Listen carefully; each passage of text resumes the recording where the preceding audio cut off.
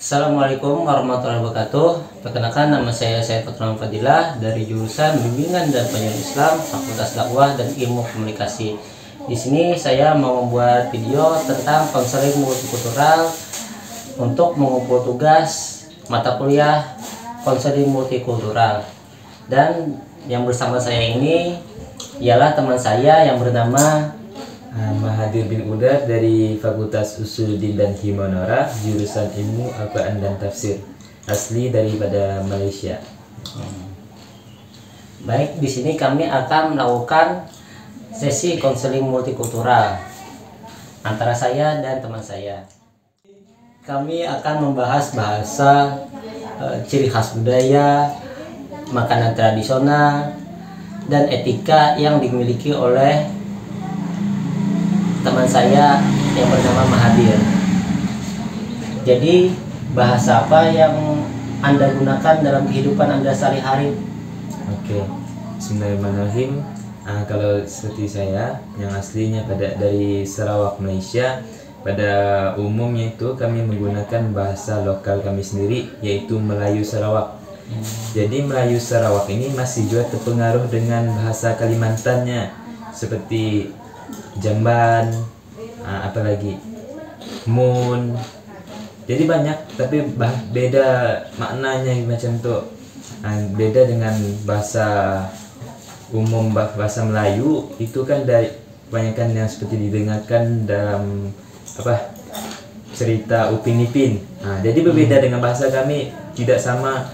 Macam tu. Itulah perbedaan bahasa antara bahasa Sarawak Melayu dengan Melayu umum pada khususnya. Adapun bahasa Banjar ini, itu tadi yang bersamaan seperti kata jamban, mun, dan banyak lagi lah yang dapat saya pahami macam tu.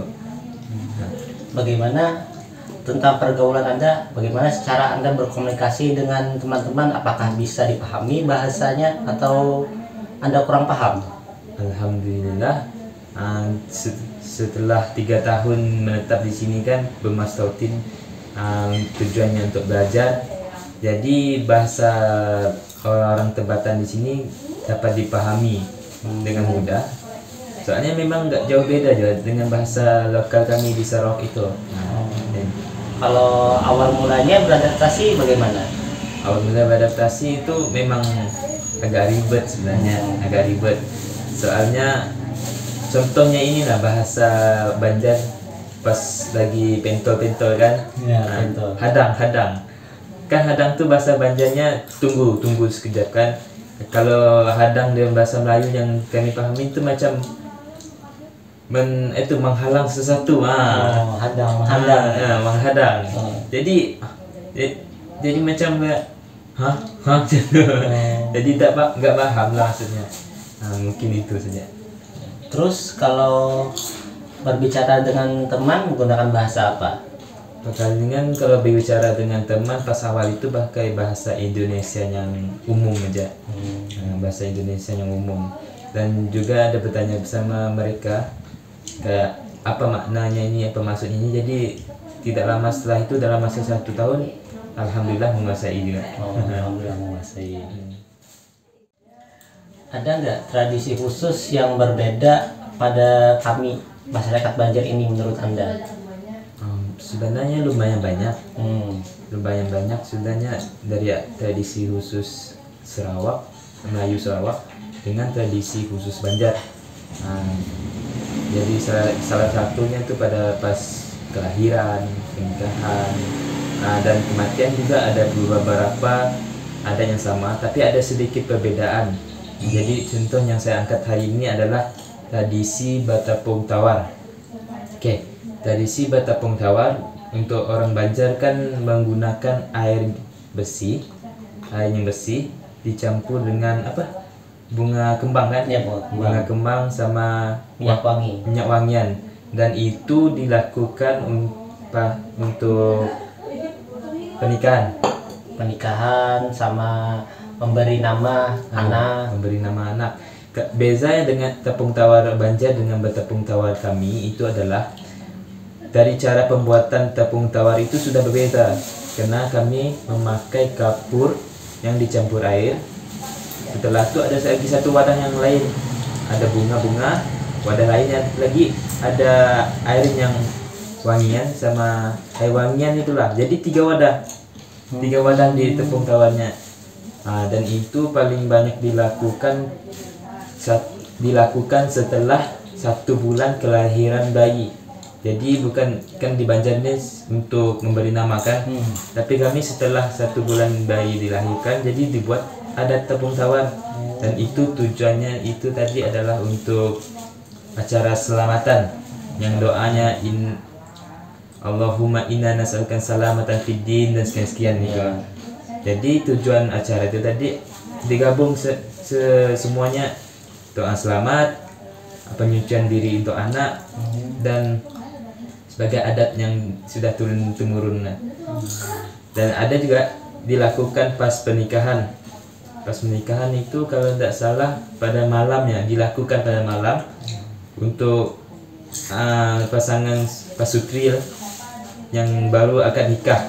Jadi malam itu dibikin adatnya sebelum acara seterusnya gitu. Mungkin itu yang saya nampak antara perbedaan ataupun adat khusus yang ada di kami.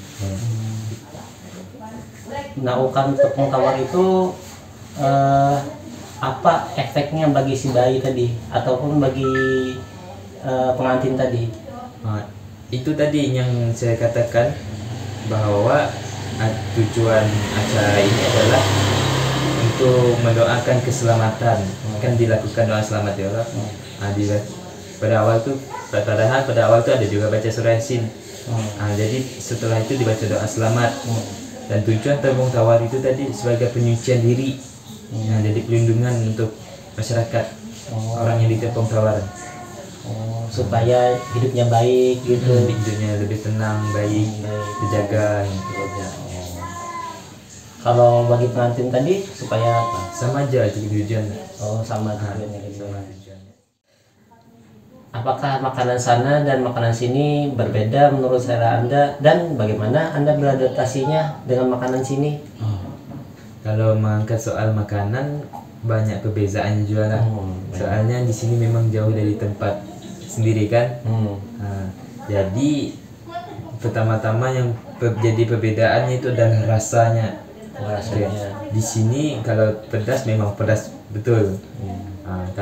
Kalau masin memang terasa. Kalau manis memang terasa manisnya.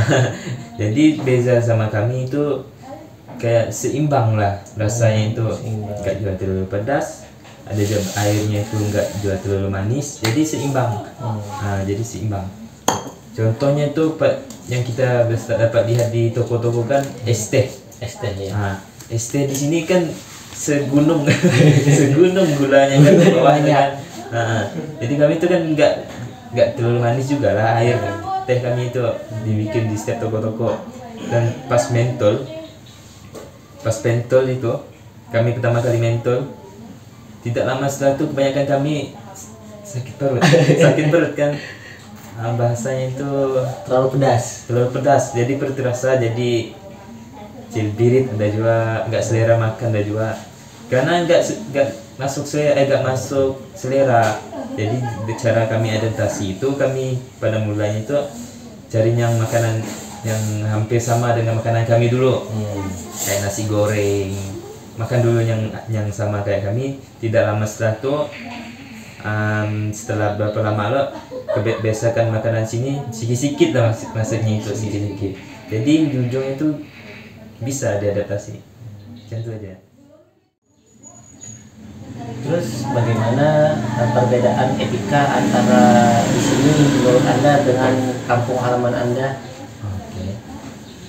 Kalau mengangkat soal etika, saya paling kuat untuk mengangkat pada bahagian di jalan raya lah. Di jalan raya. Soalnya kalau soal kejiranan di sini aman-aman aja. Tapi di jalan, masya Allah. Soalnya di perbedaan di Malaysia, kalau kendaraan itu pas di jalan pasti teratur. Pasti teratur. Kan sudah dibagikan bagian kanan, paling kanan kendaraan berat, di tengah mobil, di paling pojok kiri itu biasanya motor-motor, sepeda motor. Jadi selaras lah, teratur, nggak motor ke kanan, mobil ke kiri, gak. Jadi dia ada peraturan kan. Berbeda di sini, kalau jalan apa tuh pembarisan di jalan di Banjar ini ada 4, maka di keempat tuh ada sepeda motornya, dan keempat tuh ada mobilnya, jadi gak teratur kan.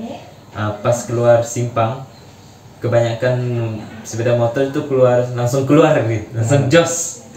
Sedangkan kami berhenti dulu, lihat kanan kiri, kalau nggak ada langsung keluar.